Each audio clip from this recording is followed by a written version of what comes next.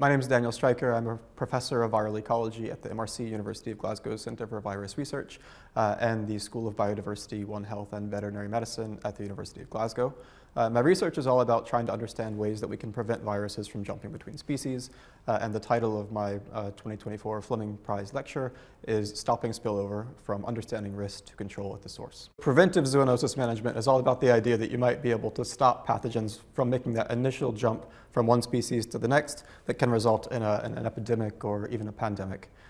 We should care about preventative zoonosis management because most of the way that we currently manage emerging zoonoses is essentially responsive, implementing strategies that reduce the burden of pathogens once they've already jumped into humans, but don't do much to prevent those initial jumps from happening. So given that we know that so many of our new human pathogens are appearing from other animal species, it's important that we start to think about ways to prevent those initial jumps from happening. The current strategies for managing vampire bat transmitted rabies include culling, which our research has shown can be ineffective or even counterproductive depending on the context in which it's implemented, or vaccination of humans and domestic animals. And those vaccinations of humans and domestic animals are effective in preventing individual lives from being lost, but their limitation is that they don't interrupt the transmission of the virus at its source. And so that means you're going to be constantly having new exposures from, in this case, the bat reservoir into humans and domestic animals. And so that really creates a sustained high cost of managing this disease. Our idea is to potentially intervene through vaccines targeting the bat host. The idea there is simply being that by reducing the incidence of infection within the bats, you have a consequent reduction of risk of cross-species transmission. The challenge of doing that is really an operational one. How do you get vaccine to a large enough number of bats to make a difference? And so for that reason, we're exploring ideas around self-disseminating vaccine technologies that could allow for kind of scalable vaccination of inaccessible wildlife. The study of viral emergence is really the study of one-off surprising events. So that means if we study one viral emergence event in great detail, we might not know if the next emergence event will be the same virus or a different virus, or even if it is the same virus, is it going to unfold in the same way? So the idea behind these kind of large-scale comparative analyses looking at multiple viruses, multiple hosts, is that we might be able to tease out some more generalizable factors. Are there particular viruses that are going to be high risk? Are there particular environmental contexts that are risky? Are there particular host species that are risky?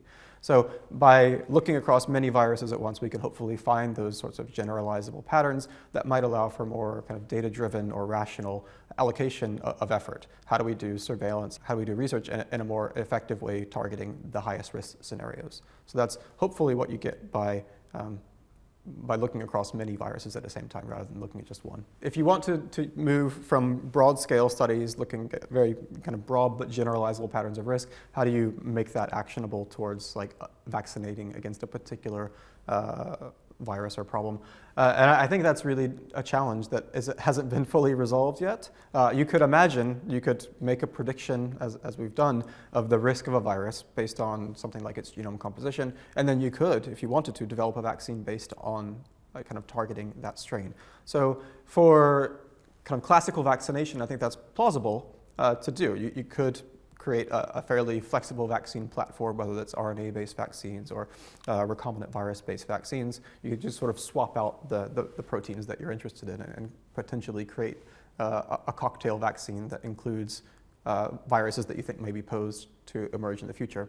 So I think that's one potential way you could do it, but when it comes to what I discussed later in the lecture on the idea of self-spreading vaccines applied to wildlife, I think in that case you probably don't want to take that approach because this is really essentially a last-ditch effort where there's other options that have been considered and don't work. You know it's a problem, but there's not a good solution. So considering the kind of safety and ethical implications of having a self-disseminating vaccine, you probably only want to do that when you've got a really verified risk that you kind of realize the potential costs of intervention are likely to be less than the potential costs of not intervening. In our research, we compartmentalize that into one area of understanding risk and one area of for given pathogens that we know are posing a risk. We kind of think about the different strategies that could be applied in each of those different scenarios.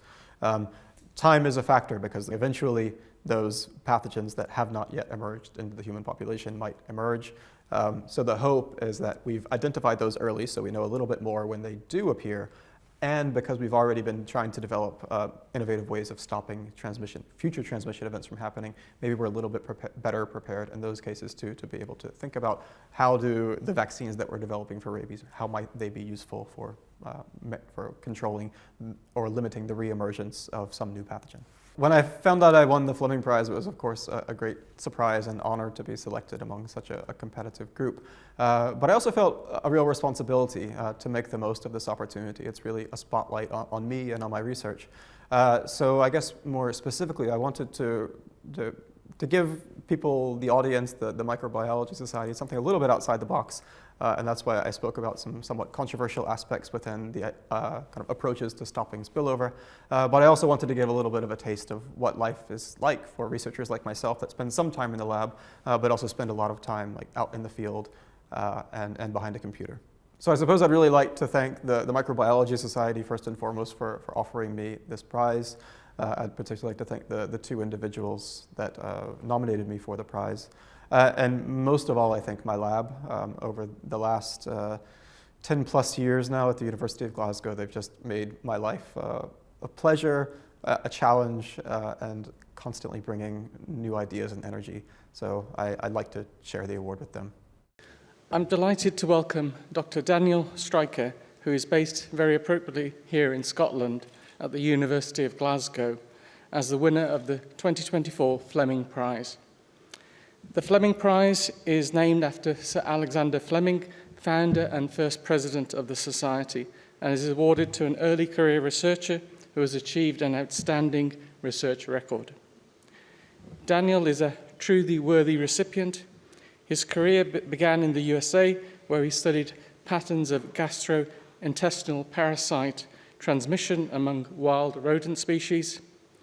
His team has now explored how recombinant self-disseminating vaccines might interrupt the transmission of zoonosis within bat populations.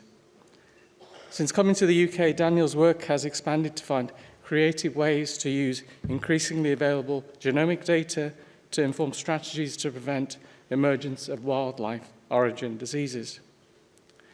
This can help, for example, in terms of identifying animal origins and potential future hosts of RNA vaccines, viruses. I'm delighted to welcome Daniel, whose lecture today is Stopping Spillover from Understanding Risk to Control at the Source. Daniel.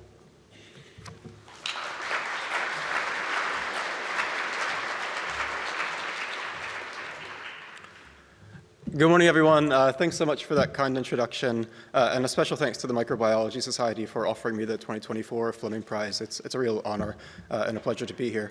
I also wanted to send one more thanks before I start to the two individuals from the MRC University of Glasgow Center for Virus Research who nominated me for this prize. I know it takes time and effort, so I really do appreciate the support at this stage of my career. So the topic of today is the idea of stopping spillover. Can we prevent pathogens from jumping between species?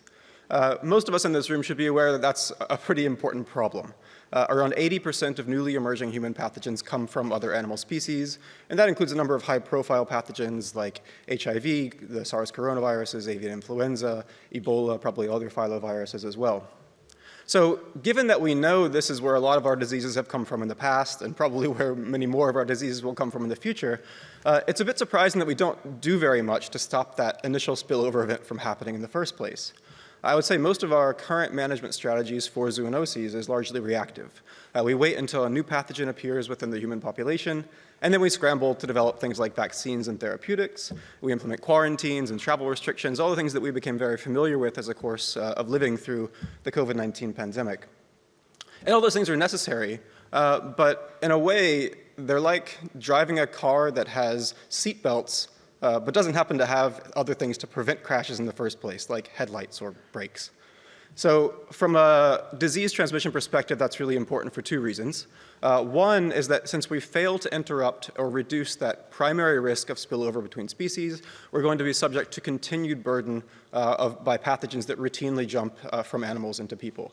And so dog rabies is a hugely important example of that, killing over 55,000 people annually as a result of direct transmission from dogs to humans. But the other kind of area that's left open is the spillover of novel pathogens into the human population, some of which have the opportunity to gain a foothold and continue to transmit. And so the COVID-19 pandemic is one stark example of when that's had massive health and economic consequences. So given the clear shortcomings of a system that relies predominantly on being responsive, it's no surprise that there's been a number of high-profile calls for how we should be incorporating spillover or primary prevention into global health strategies for zoonosis management. The problem is, how do we actually do that? It's easy to say we should do it, but how? So that's what I'm going to try to get into today, is what I'll call the science of spillover prevention. How do we rationally intervene in what are always going to be complex, multi-host ecological systems? How do we do that in a way that's effective and, more importantly, that isn't counterproductive, doesn't backfire in unforeseen ways? So the talk is going to be split into two main sections. One of those is understanding risk. Can we identify which are the hosts, which are the viruses that are most likely to jump between species in the future? If we can do that, then we could rationally prioritize research and surveillance towards those taxonomic groups. So for this part of the talk, I'm going to be focusing mostly on kind of large-scale, multi-host, multi-virus comparative work, trying to pull out patterns that might not be visible if you're looking at a single virus, but once you're looking at hundreds of viruses, you can find something. And then the second part of the talk is going to be thinking about, is it possible to interrupt transmission within a wildlife reservoir? The graphic here is a bit of an oversimplification of kind of imagining a bat population going from virus infected to virus free. But the general principle here is that if we reduce the incidence of infection within an animal reservoir, we've led to a corresponding reduction in that initial risk of a spillover event. And so for that part of the talk, I'll be discussing some of the work that I've done over the last 15 years or so studying bat viruses in Latin America. So start off with the part one, understanding risk. And the first thing we'll talk about are hosts. Bats are probably the host that's gotten the most attention as a source of emerging zoonoses in the last 10 years or so.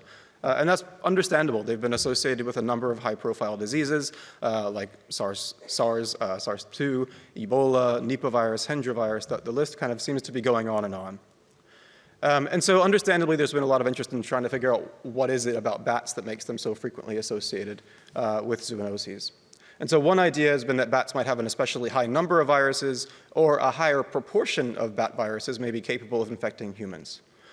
So we tried to examine both of those ideas in a bit more detail in a paper that was published a couple of years ago, so I won't really go into the details of this paper. But the short story was that if we create a very simple model which uses simply the number of species within different animal groups, we find that that does a pretty good job explaining the number of viruses and the number of zoonotic viruses in those animal groups. So in short, bats have about the number of zoonoses that you would expect given the number of bat species that are out there.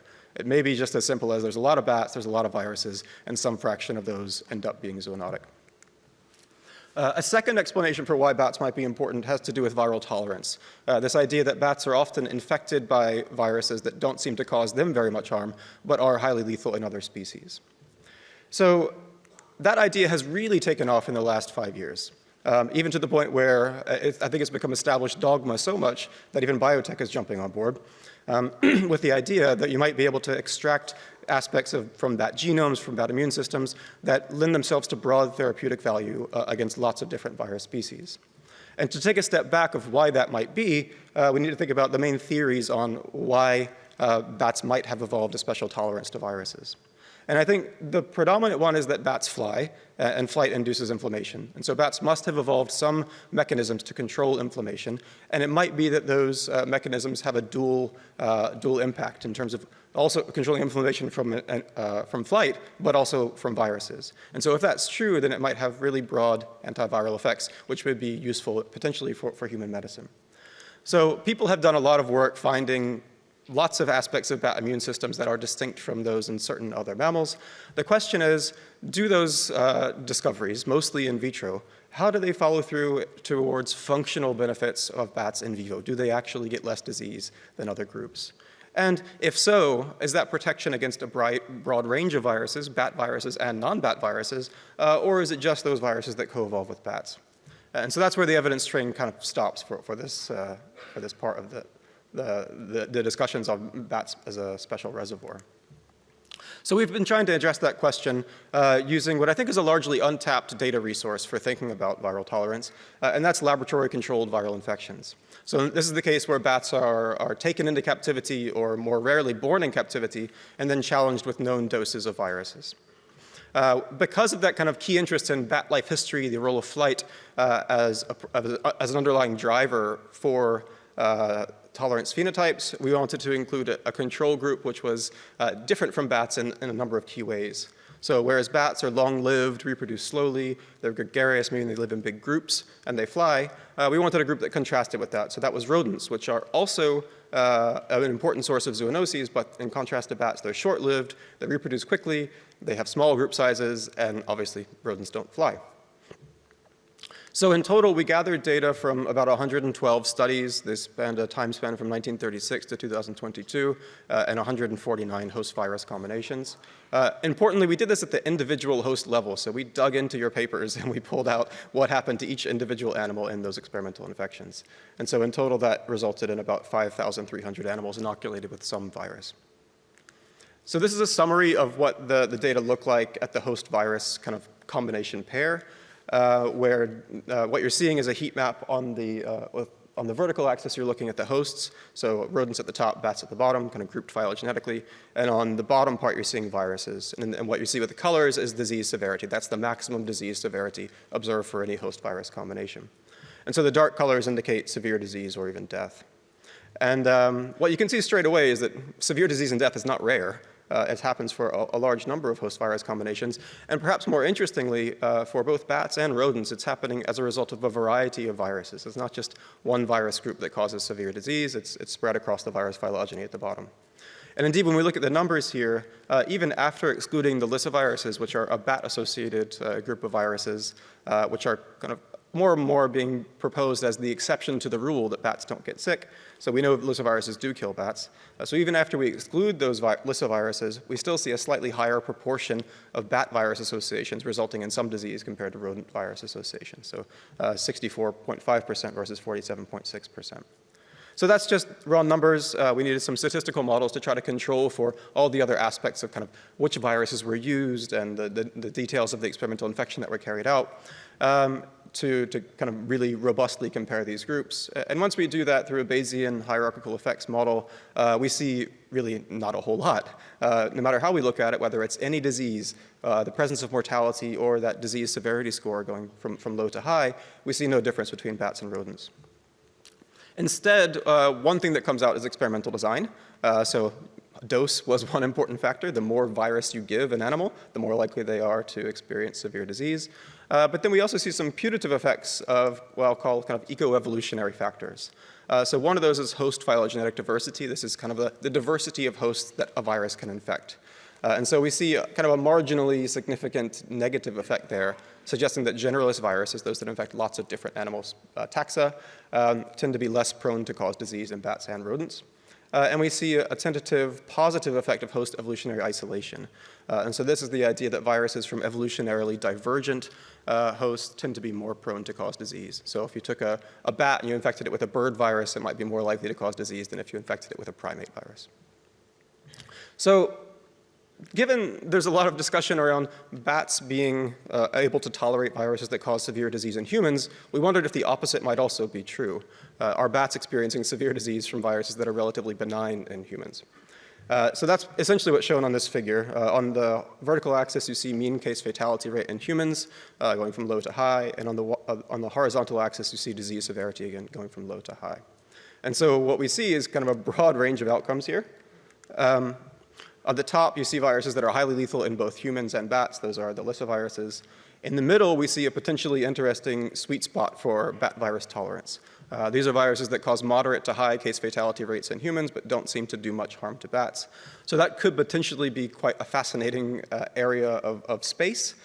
The limitation, though, is that a lot of those are actually bat viruses. So we don't know if that means that bats can generally tolerate viruses that are kind of in that range of nastiness, or if it just happens to be that a lot of bat viruses, which are co-evolved, of course, with bat species, happen to be in that range of case fatality. It looks like probably that's the case, because most of these are filoviruses and paramyxoviruses, which are historically bat-associated. At the bottom of the figure, you can see what is perhaps even more interesting, that these are viruses that are rarely lethal in humans, but can cause severe disease, even mortality in bats. And this spreads quite a range of viral groups that are not necessarily all closely related to each other. So I think this is really highlighting the context dependency of of aspects like disease tolerance. It happens, but it's probably quite nuanced. And from the data that we have so far, it seems more likely to reflect bats are tolerating the viruses that they've been exposed to over many, many decades and centuries, not unlike most other animal groups, rather than kind of broad-acting antiviral traits that might have arisen from bat life history, like flight. So from a therapeutic perspective, that is not too bad. It means that there still may be mechanisms that protect against specific groups of viruses, but we're not going to have silver bullet therapies that are kind of offering pan-viral protection. Okay, so that's what we can do with hosts, and it looks like so far we can't obviously prioritize one group of hosts for research and surveillance activities. What about the viruses? Well, viruses are a real challenge because there's so many of them out there. If we wanted to identify high-risk viruses, it's a clear needle in a haystack problem. There are probably millions of viruses out there, only a small fraction of which are likely to infect humans. Making things worse, the best models that we have for predicting whether or not a virus will infect humans tend not to be very useful for newly discovered viruses. Things like the host range of a virus, how many kind of species it can infect, is a good predictor of whether or not it will infect humans also, but it's generally unknown for newly discovered viruses. The ability to replicate in the cytoplasm of cells and to be transmitted by arthropod vector, also positively associated with human infection, but doesn't vary a whole lot within viral families. So it's not going to be helpful to, say, distinguish whether you've got a high-risk coronavirus or a low-risk coronavirus. So in reality, all we have when we discover a new virus, in most cases, is a genome sequence. And so what we wanted to do was create an algorithm that allowed us to go from a viral genome sequence to a prediction of the probability of human infection. And so we were encouraged to do this, or at least to try to tackle that problem, because a few years prior we had been looking to see whether there were patterns of genome composition in viruses that could tell us what hosts they came from. And indeed, we found that there were such signals. What we looked at was a whole variety of genomic biases, dinucleotide biases, codon pair biases. We were really fairly agnostic in what we included in the initial models. And this is just one of those. It's UPC dinucleotide bias. And you can see that maybe fish viruses tend to have a higher UPC bias than primate viruses. So of course, that alone doesn't allow you to distinguish viruses, like the reservoir host of viruses, very effectively. But once you add in thousands of these sorts of biases and you train it using a machine learning algorithm, we ended up with a model that did a pretty decent job of assigning viruses to their correct reservoir hosts. So given that there was potential for virus genome composition to be telling us something about what host viruses came from, we wondered if it might also tell us something about what host viruses might be able to infect in the future. So we built up our data set a bit more. We added DNA viruses and a number of new RNA virus families. And from each of these viruses, we recorded whether or not they infect humans. And we collected a representative genome sequence.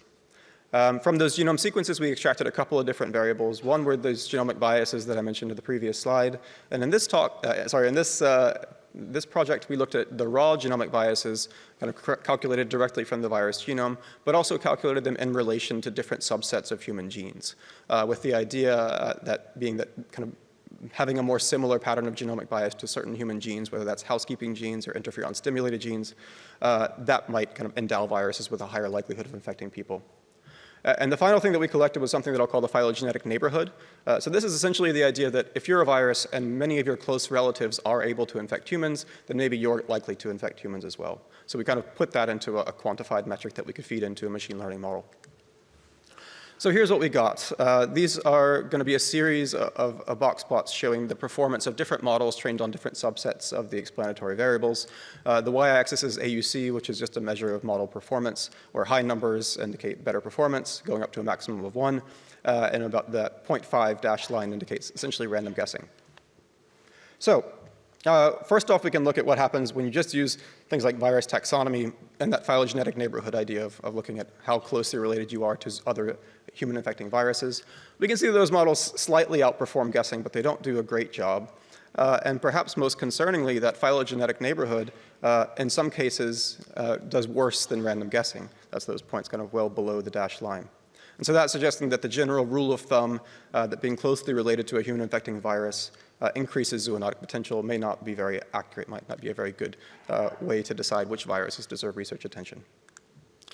So when we add in all the viral genomic features, we see a general improvement in model performance. When we kind of combine those together and pick out the best ones, we end up with a model that has an AUC value of about 0.77, which isn't perfect, obviously, but it's quite respectable for this type of model, especially considering kind of the level of the challenge and the fact that we're only using viral genome sequences to train the model itself.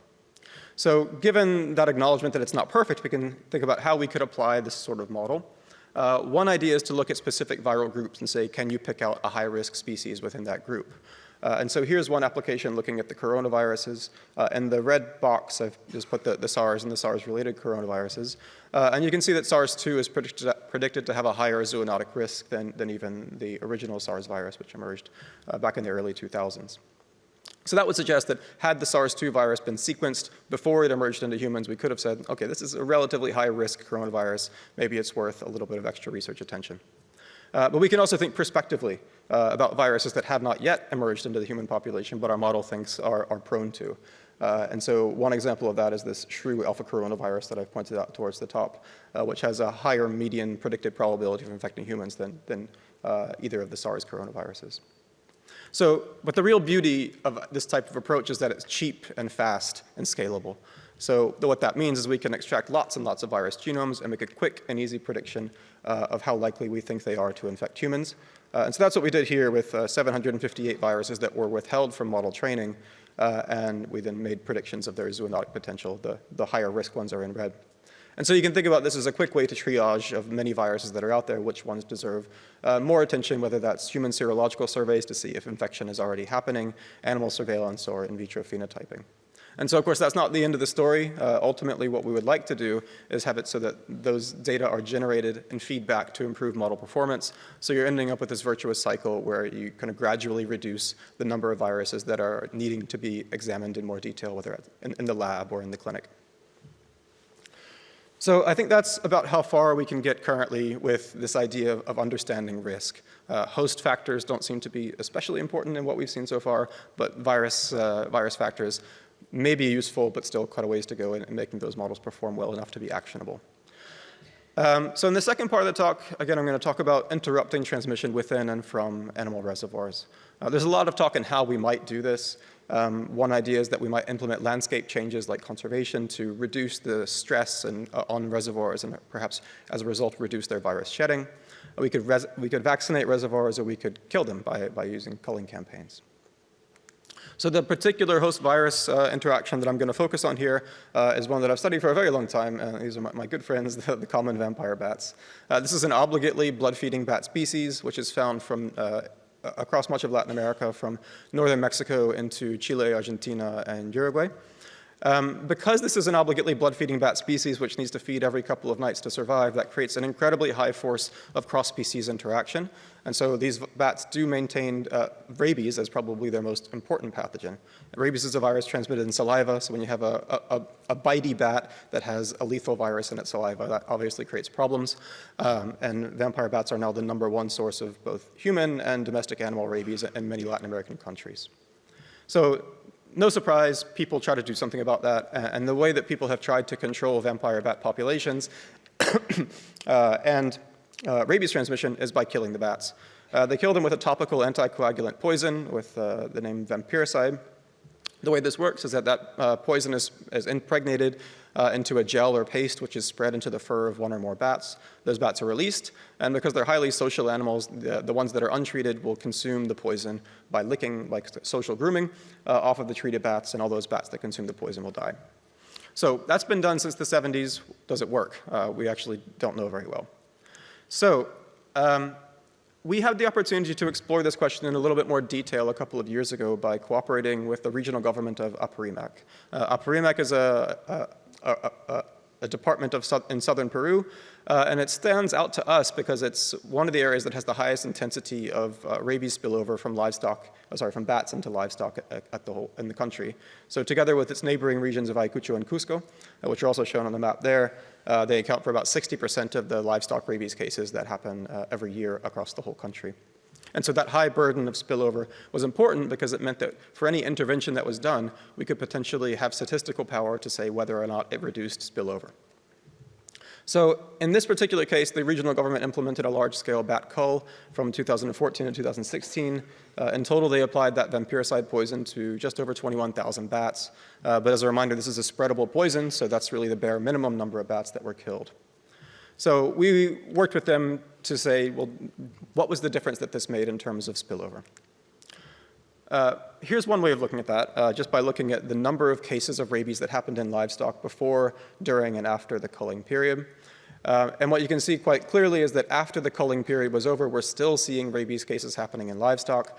So that suggests that rabies transmission was not completely eliminated from bats, but perhaps it was reduced a little bit. You can see that the curve is maybe going down after the culling period ended.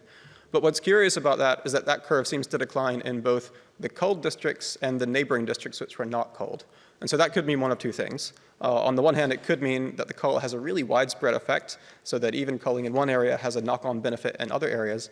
Or it could just be that all we're seeing here is the natural cycle of rabies going forward, and had really nothing to do with the culling. So we developed some fairly sophisticated Bayesian models to try to separate out those two things, and I won't go into the details of the models, except to say that they're trying to describe the spatiotemporal dynamics of this virus while accounting for things like observation effort. How likely is it that rabies gets reported in different parts of our study area? So we incorporated the culling effects, obviously, and we looked at that in two different ways. One was local culling. So does culling in my particular district reduce the future number of rabies spillovers to my livestock?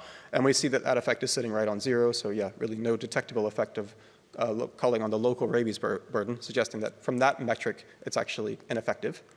But slightly more worrying, we looked at spatial effects. And so this is the idea that culling in one area might actually increase the probability of rabies in a neighboring area. And so we see a very small but slightly positive increase in the likelihood of rabies kind of being found in a neighboring area after a cull.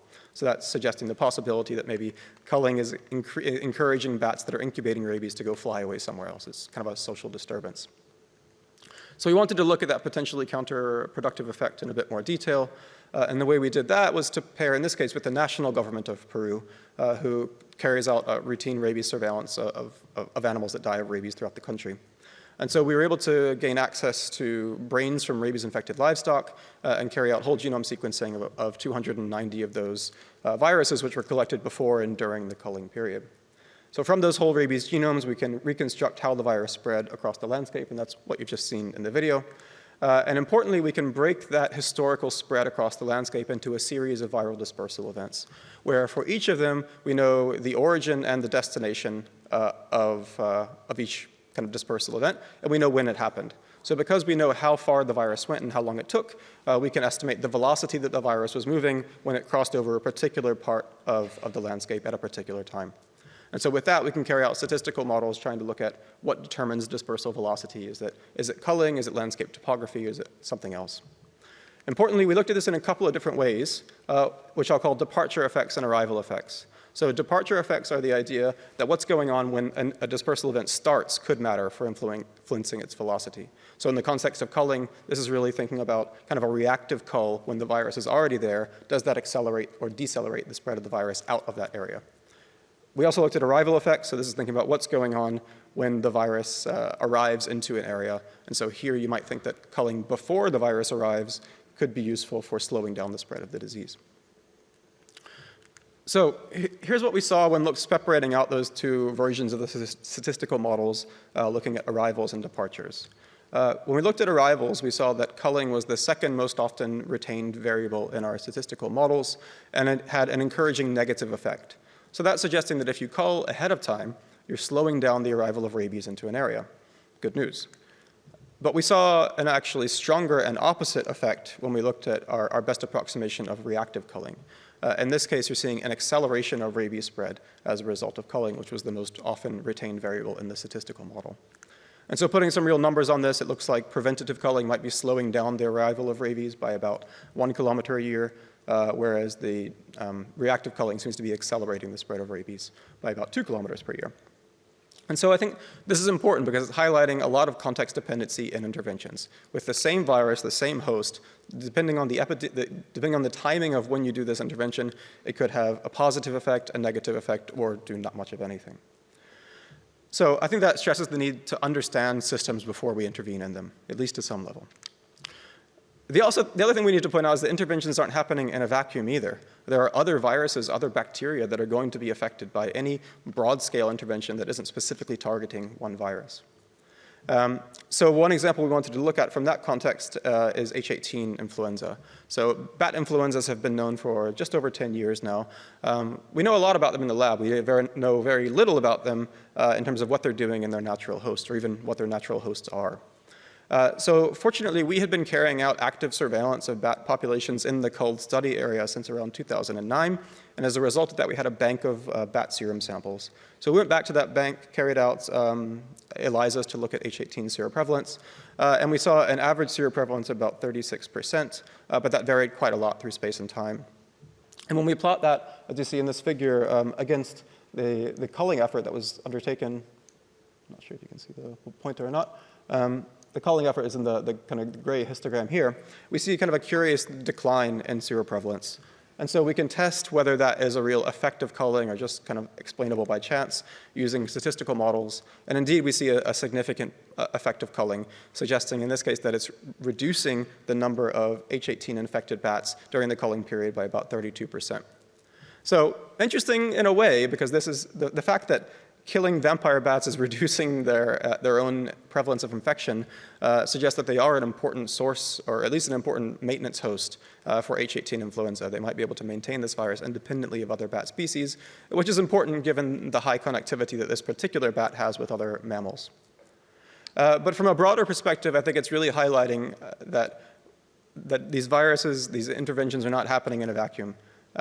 There are going to be potentially non-target effects of any intervention that's not specifically focusing on a given virus. So that could be surprising, and that is not always a good thing. In this case, we probably don't care about reducing H18 influenza, but I think it's symptomatic of a potentially broader problem that we don't always know what's going to happen when we intervene. So one potential solution is thinking about a precision approach. Can we focus on one particular virus at a time? And so in the rabies world, that's what we've always done. We've had a number of innovative strategies to protect human health by vaccinating animal reservoirs. And that's taken approaches like vaccine-laden baits or community-based mass vaccination programs of dogs. When bats come into the picture, though, it's never really been considered to be operationally viable. And that's because bats won't accept baits, and they're too numerous and inaccessible to be able to vaccinate them one by one the way you would do with a dog. So one potential solution to that, and one controversial solution, is the idea of potentially using vaccines that spread themselves. And so I'll call these transmissible vaccines.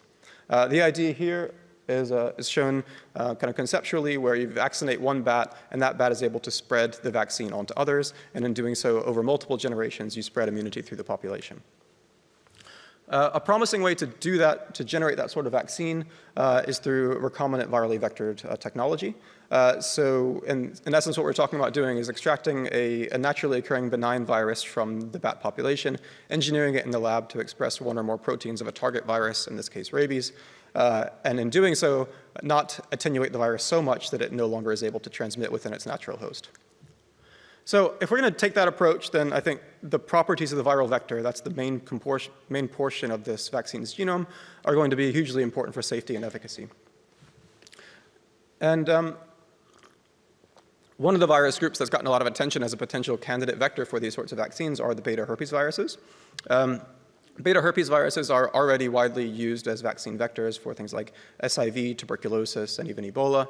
But do they exist in bats, and how do they operate in bats? And a lot of other animal species, these viruses undergo cycles of latency and reactivation, and they cause lifelong infections. If you were to retain those properties in a vaccine, then that's potentially quite interesting, because then you may have developed a lifelong self-boosting vaccine, which would be important for long-lived species like bats. But do bats actually have beta herpes viruses? Does our particular bat species have one? So to answer that question, we carried out some metagenomic sequencing of vampire bat swabs that we had collected throughout Peru. And fairly quickly, we identified a virus and sequenced its whole genome, and we've subsequently named that Desmodus rotundus beta herpes virus. We did some follow-up studies showing that this virus tends to be very host-specific, seems to be limited mostly to one bat species, maybe occasionally some closely related bat species. The other thing that we found is that it's highly prevalent, infecting about 97% of the bats that we test, so it's already very widespread. And that's a blessing and a curse. It's potentially a blessing because it suggests that if a vaccine had similar properties and was able to spread to such a high proportion of the bat population, then potentially we've got a very nice coverage in terms of vaccination and protection against rabies. But it's kind of a curse also, and I'll explain why here.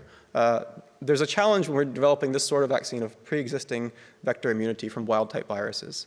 And so to remind you of what the kind of the strategy I'm proposing here is that we're taking one virus out of a population, we're engineering it in the lab, and returning it to that same population.